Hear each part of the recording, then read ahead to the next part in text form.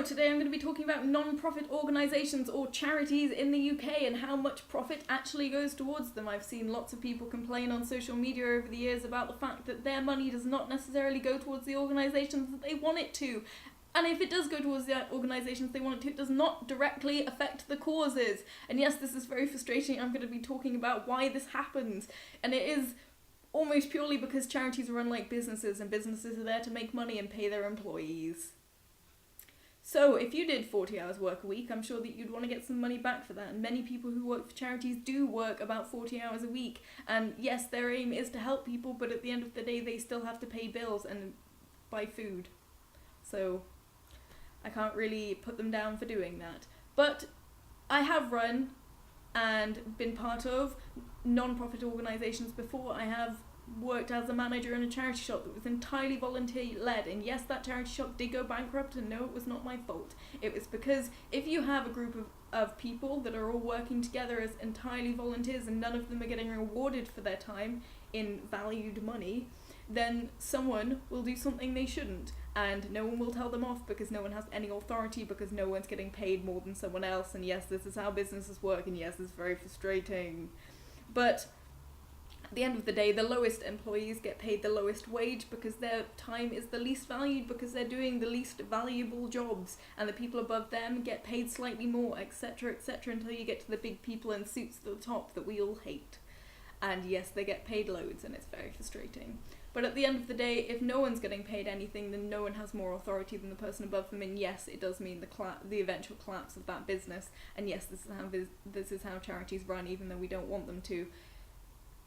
What I'm saying is, it's all very frustrating, but if you want to give money to a cause, you have to accept the fact that some of your money is not going to go directly to that cause. And yes, that is frustrating, and there are ways around it, like making sure that you're not paying VAT, that's just money that goes back to the government, because they're a business.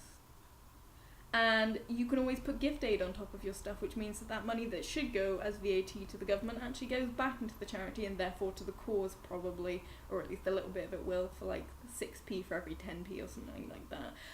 But basically, give money to charity and accept that some of it will pay people, but the chances are that some of your money will also actually go towards the cause that you're supporting, because someone has to pay for that water that gets on that plane that goes to that other country and supports all those dying children or whatever it is that you want to give money to.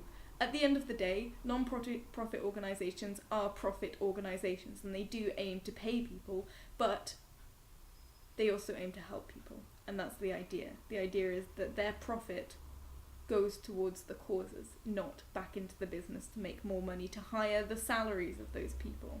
The salaries always stay the same. That's what's nice about it.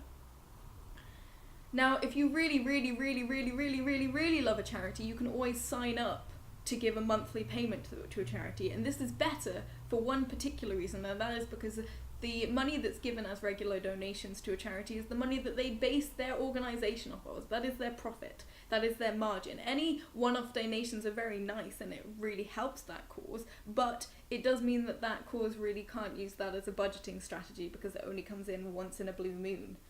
So if you really want to help a cause, give a regular donation, a very small amount, maybe £10 a month. Nothing you couldn't buy, stop buying crisps or something, I don't know. Basically, give a small amount of money to that organisation, a small amount per month, and you'll really help, because it means that that charity can go, oh look, we can employ one more nurse, or we can send one extra crate every month over to that foreign country that we're helping. It all really helps. You can adopt another dog a week or whatever, I don't know, whatever it is that you're into. But basically, don't get mardy about the fact that charities don't give all their money to their that charities don't give all of their money over to their causes and not directly back into their organisations, because it's going to happen anyway, because it's a business and this is how things run. And yes, it's frustrating, but if you're really frustrated, do your research. You're watching this video on YouTube, so I can assume you can Google things and look at how much profit actually goes towards an organisation or a cause.